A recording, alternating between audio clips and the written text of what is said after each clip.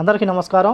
కువైట్కు దేశానికి వచ్చి బ్రతుకు తెరువు నిమిత్తం వచ్చి కష్టపడి పనిచేసినా సరే, కొన్ని కంపెనీలు కానీ ఇళ్లలో పనిచేసినా సరే యజమానులు జీతాలు ఇవ్వడం లేదు.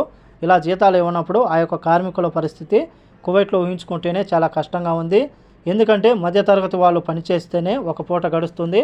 అటువంటి పరిస్థితుల్లో మనం కువైట్కు వచ్చి పనిచేస్తూ ఉంటే కంపెనీలు జీతాలు ఎగరగొడుతున్నారు. ఇదేమని అడిగితే ఉద్యోగాల నుంచి తొలగిస్తూ ఉన్నారు. తాజాగా కువైట్ సిటీలోని ఒక కంపెనీలో అయితే 14 మంది కార్మికులు అయితే అకౌంటెంట్ పైన వాగ్వాదానికి దిగడం జరిగింది.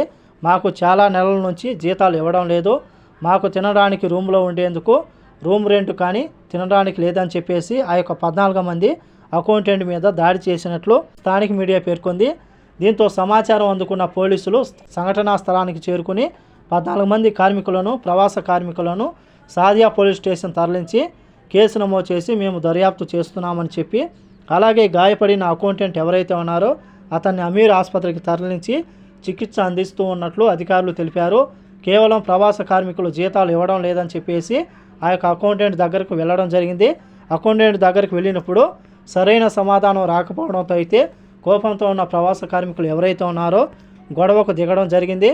కానీ ఆ యొక్క అకౌంటెంట్ విరుద్ధమైన వ్యాఖ్యలు చేయడంతో వీళ్ళు దాడి చేసినట్లయితే ప్రస్తుతానికి స్థానిక మీడియా పేర్కొంది. కాబట్టి కువైట్లో ఉన్న మన భారతీయులు ఎవరైతే ఉన్నారో ఇలా జీతాలు మీకు ఇవ్వనప్పుడు ఇండియన్ ఎంబసీకి వెళ్ళి లెబరెన్స్మింగ్లో అయితే ఫిర్యాదులు చేయండి. కంపెనీ మీద దాడి చేయడం కానీ లేకపోతే కంపెనీకి సంబంధించిన అకౌంట్ల మీద, యాజమాన్యుల మీద దాడి చేయడం కువైట్ చట్టాల ప్రకారం నేరం. కాబట్టి అందరూ ఈ యొక్క విషయాన్ని గుర్తుపెట్టుకోవాలని కోరుకుంటూ, మనం ఎంత కష్టపడినా సరే చాలామంది అయితే జీతాలు ఇవ్వడం లేదు. జీతాలు ఇవ్వకపోవడంతో అయితే ప్రవాస కార్మికులు కువైట్లో చాలా ఇబ్బంది పడుతూ ఉన్నారు. మన చేత పని చేయించుకుని శ్రమ దోపిడీకి పాల్పడుతూ ఉన్న ఇటువంటి కంపెనీలు కానీ యజమానులు కానీ కువైట్ కఠినమైన చర్యలు తీసుకోవాలని మనం అందరం ఆశిద్దాం. దయచేసి ఏదైనా సరే శాంతియుతంగా చేయాలని అందరూ చాలా జాగ్రత్తగా ఉండాలని కోరుకుంటూ, ఈ వీడియో నచ్చితే లైక్ చేయండి, షేర్ చేయండి, సబ్స్క్రైబ్ చేసుకోండి.